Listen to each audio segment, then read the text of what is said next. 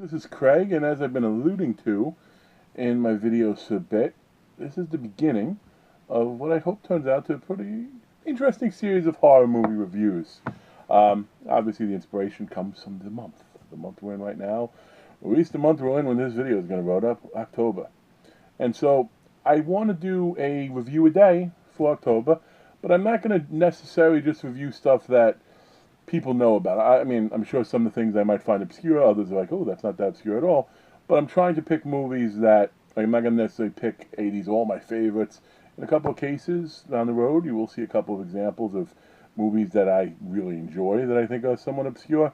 But also give me a chance to sort of check out and do some hunting. Maybe watch some films that I otherwise might not have.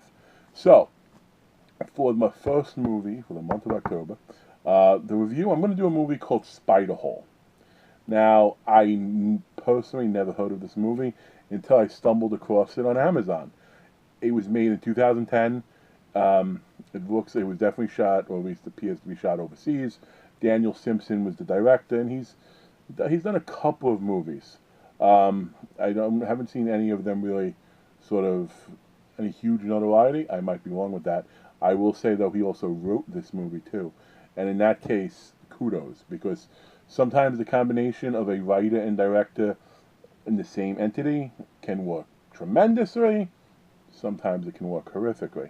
But in this case, I think it worked really well, and I guess that sort of spoils a little bit where I'm going to go with it. Now, I debated when doing these reviews, am I going to do spoilers or not spoilers?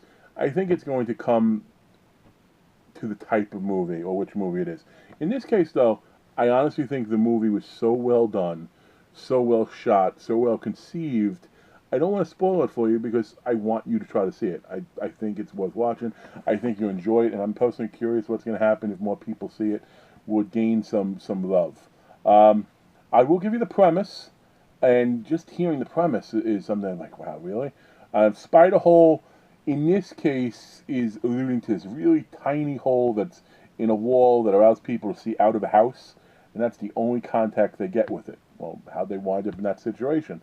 Well, a bunch of art students trying to save some money and thought they were very high and up on squatting rights and how legally, if they squat somewhere, they can't be thrown out without going to court, yada yada. So they're traveling around and they find a place that they're going to spend, essentially make their summer home. They got to break in, which obviously that's part of, squatting, but they break in and they settle down, they like the place, little creepy sounds here and there, no big deal. But when they wake up, that is when the fun really starts. Because when they wake up, they find that they're locked in. There's these giant steel bars on all the doors, and it's one of these old, well-built places that you're not knocking through the door, you're not knocking through the walls. I know some people think, oh, they can't just break out of it. No windows available, everything's covered up, etc. Now, I don't want to bore too much with the spoilers, but one of the reasons that I like this movie and this type of movie is because a lot of it does rely on how it's shot and the acting of the individuals, because altogether, not counting people that appear on like a TV set, I think acting-wise, there was only 5 or 6 people in the whole movie. And they all did a solid job, some a little better than others. And like I said, it's just worth watching. It builds suspense, which is something that you want to see. The suspense goes at a pretty good pace throughout the whole movie. Now, the ending, admittedly, isn't my favorite part of the movie, because I think the ending, I think they did something that they didn't have to do, but they just tried to do it for effect to make it, like that extra twist. But even if I turned off the movie 3 minutes before the very end, I'd probably have an even stronger opinion of it. But even now, even knowing that, it's worthwhile. So if you like sort of the movies where somebody's trapped, I think when I was jotting down some notes, what did I compare this to? I compared this to Don't Breathe and Captivity. I think that is sort of a good mesh, and Captivity was an okay film. Don't Breathe, I thought it was an amazing film, except for the turkey baster. I could have lived without that in my life. But even hearing that, a scene like that stays in your mind. So there's no question when someone says, hey, the movie with the turkey baster scene, no one's like, oh, I don't know what that is. If you've seen it, you know what it is.